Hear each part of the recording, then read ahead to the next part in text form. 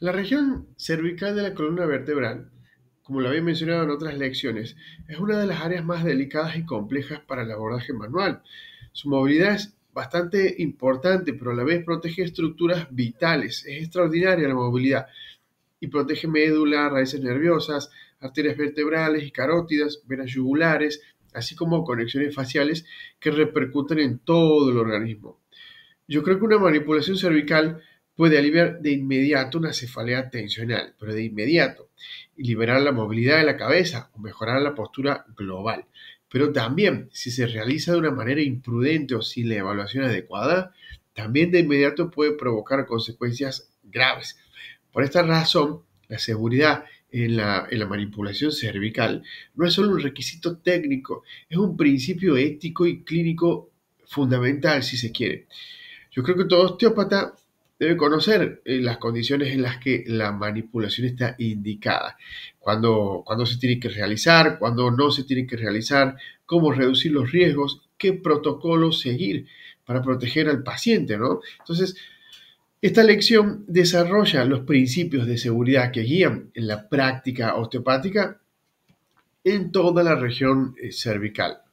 Por lo tanto, hablar un poquito de los fundamentos de la seguridad cervical, la regla de primero no dañar, primum non nocere, ningún ajuste justifica un riesgo mayor para el paciente. Hay que hacer claramente una evaluación exhaustiva del paciente mismo, de su historia clínica, una exploración física, pruebas específicas, maniobras exploratorias, como lo tenemos también a lo largo del curso, identificación de banderas rojas antes de manipular, selección adecuada de la técnica, porque no todas las técnicas cervicales implican trust. Bien, en muchos casos, muchísimos, se priorizan técnicas no trust, más suaves, más de progresión. Obviamente el consentimiento informado es importantísimo. El paciente tiene que comprender de forma cabal qué se va a hacer, por qué se va a hacer y cuáles son los posibles riesgos que existen. Entonces, mencionar un poco los riesgos potenciales de la manipulación cervical. Claro, aunque la mayoría de las manipulaciones cervicales realizadas por profesionales entrenados son seguras, es imprescindible reconocer riesgos teóricos, ¿sí? Lesiones vasculares, compromiso de la arteria vertebral o de la carótida, que puede haber un riesgo de accidente cerebrovascular, lesiones neurológicas como una compresión medular o radicular y obviamente lesiones mecánicas. Estamos hablando del sistema musculoesquelético, esguinces, luxaciones, fracturas, si es que existe fragilidad ósea, sobre todo en osteoporosis avanzadas, y síntomas transitorios, ¿no? Mareo, cefalea, fatiga, rigidez.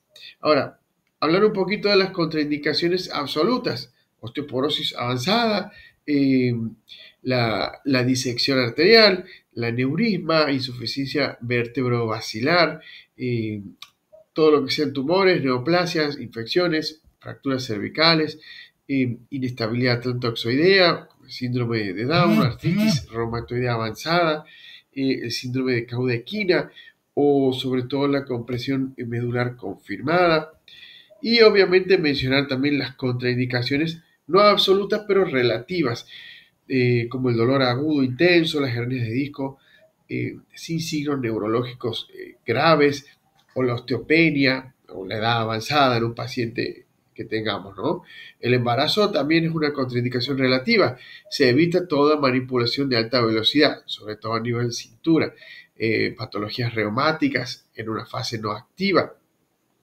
La ansiedad o miedo excesivo al procedimiento también se tiene que tomar en cuenta. Y obviamente la exploración previa es indispensable, ¿no? La historia clínica completa, antecedentes médicos, traumatismos, mareos, visión borrosa, cualquier tipo de enfermedad vascular, pruebas neurológicas, de reflejos, fuerza, sensibilidad, todas las pruebas ortopédicas como test de Spurling, de Jackson, distracción cervical, bueno, las evaluaciones vasculares, también el test de insuficiencia vertebrovascular, realizados con extremo cuidado, obviamente, la palpación, la movilidad articular, tensión muscular, todos los bloqueos, ¿sí? Que hay que tener en cuenta también, y obviamente los principios técnicos de seguridad. Claramente una preparación adecuada del paciente, eso no hay que ni siquiera mencionarlo. La posición cómoda, cabeza apoyada, músculos relajados, posición ergonómica de nosotros como terapeutas, como osteópatas, el control total del movimiento, ¿sí? Evitar, obviamente, gestos forzados y, obviamente, movimientos controlados. Nunca superar la barrera fisiológica antes del trust, ¿sí? Nunca superar la barrera. El trust, cuando se indica, debe ser de baja amplitud y alta velocidad, ¿sí? Hay una aplicación también progresiva, en donde en esos casos hay que comenzar con técnicas suaves antes de llegar al trust y hay que evitar, obviamente, la manipulación repetitiva innecesaria, ¿sí? Otra cosa también importante, un ajuste bien hecho no requiere repeticiones sucesivas en la misma sesión. Así que eso a tener en cuenta, muy en cuenta. También importante la educación y la comunicación con el paciente, ¿no? Explicar siempre la técnica antes de realizarla. Esto yo ya lo he comentado en otras lecciones. Hay que escuchar dudas o miedos y también interrumpir si el paciente se siente inseguro para explicarle un poco en qué consiste la técnica, qué beneficios va a tener, qué riesgos puede haber.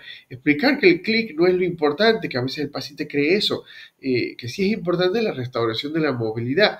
Eh, También es importante el manejo de las emergencias, aunque poco frecuentes, todo osteópata debe estar preparado ante un mareo súbito o una visión borrosa del paciente, detener la sesión y colocar al paciente en reposo y obviamente derivar, ¿sí? Ante un déficit neurológico agudo, también derivación inmediata a urgencias. Cuando hay un dolor inusual o severo, ¿sí? Suspender la manipulación y reevaluar. Así que eso es fundamental. Como ejemplos clínicos puedo mencionar muy común, ¿no? Paciente joven con dolor cervical leve, postural, técnicas suaves, vamos de menos a más, movilización y eventualmente un trust controlado. Siempre chequear la movilidad articular. Paciente de 70 años con osteopenia, se evita el trust y se trabaja con técnicas de resistencia muscular y fascias, ¿sí? Paciente con vértigo al mover el cuello, aquí contraindicación relativa, hay que evaluar el origen, si es vestibular, si es, bueno, a nivel cervical, si no es así hay que derivar, obviamente, y sobre todo tener en cuenta los principios éticos asociados a la seguridad. No demostrar la habilidad a costas del paciente, no tienes que realizar técnicas para las cuales no se tiene formación. Tienes que reconocer siempre tus límites dentro de la práctica profesional. Así que me parece que en resumen, la manipulación cervical es una herramienta muy, muy poderosa, pero requiere criterio, requiere conocimiento, sobre todo anatómico y fisiológico, y responsabilidad ética. La seguridad se logra con una adecuada selección de pacientes, con un diagnóstico diferencial bien exhaustivo y correcto, técnicas apropiadas y obviamente una comunicación súper clara, ¿no? Entonces, yo creo que el osteópata que domina estos principios protege no solo al paciente, sino también la reputación y la credibilidad de la profesión.